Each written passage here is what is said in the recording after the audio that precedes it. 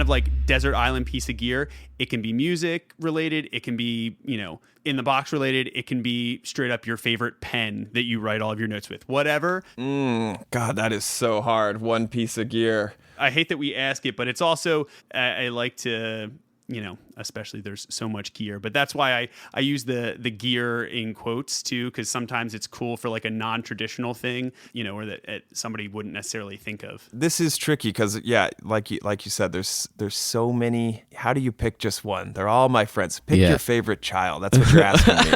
Right. I'll tell you, the thing that has been on my mix bus the longest and that that is hard for me to mix without, that there's no plug-in equivalent for me. There's no quick way to do what this box does, is the Rupert Neve Designs MBP. I have compressors I use in the box I can mix through on a mix. There's tons of EQs that sound amazing that I mix through. I could mix without my 2-bus EQ. The MBP is such a secret sauce thing, and I haven't mixed a record without it in probably 10 or 12 years. I would be pretty scared to work without that thing.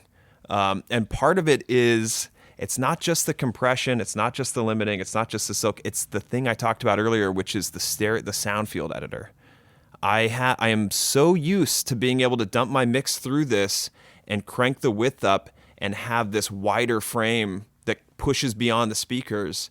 I just can't go back to hearing mixes with the narrow field. It's too hard. Plus, it does have the silk thing on it, which is really cool because I can kind of compress top end and saturate the top end and kind of glue it together a little bit. It has a super, super transparent limiter built in. And you can just do the absolute most bonkers things with the just the attack and release. I'm almost always on 1.5 to 1 for a mix. But what you can do spatially to where a snare drum sits, how wide the guitars feel, how forward the vocal feels, just by playing with the attack and release on that box, it's pretty crazy. I can, just using that thing on the 2-bus, I can do more shaping of the actual entire sound of a record with that one box than anything else that's on the chain. And there's another compressor, there's another EQ, there's a Overstayer MAS, there's the Phoenix, there's all this stuff down the line. And they're all great, but they all do one thing.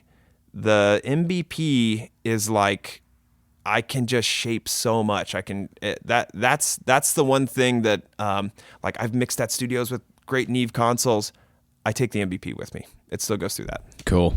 I was just going to ask, it's like if that's something that then can follow you from room to room and space to space, and it is that like security blanket almost, where that certain things will it will respond and you'll have control at the end in that way with that flavor. That's great, man. That's awesome. I mean, yeah, MVP is definitely my security blanket. Yeah, I would be freaked out if I looked down and there wasn't an MVP. It's been either first or second in my mastering desk in front of me forever. So.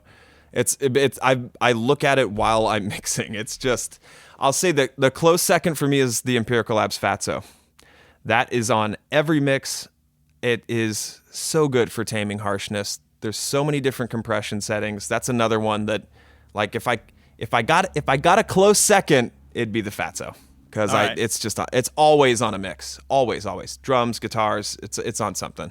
Yeah, I mean that's just a staple across the board. So again, with those two in tandem, like we'll give you the secondary gear candy runner up. Okay, all right, give me the little ... because I do love the Fatso. That's one of those things. I'm just like, you just can't have enough Fatso. Oh man, well, thank you for sharing. Yeah, I love that. And we'll link out to that for everybody. And I know some things like that. Obviously, all the Neve stuff is just incredible, regardless of what it is. Yeah, they kind of don't miss. Yeah. It's but that's a great piece, and it clearly is working for you. Sometimes, if it isn't broken, don't try to fix it.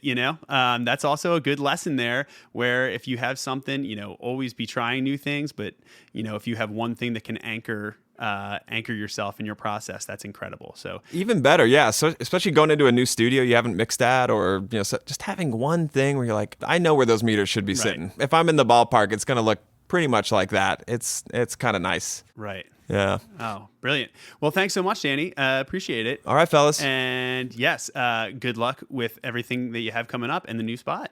Thanks, man. Yeah, I'll keep you guys posted. We got some big projects coming up. I'm very excited about that are awesome. Kind of under.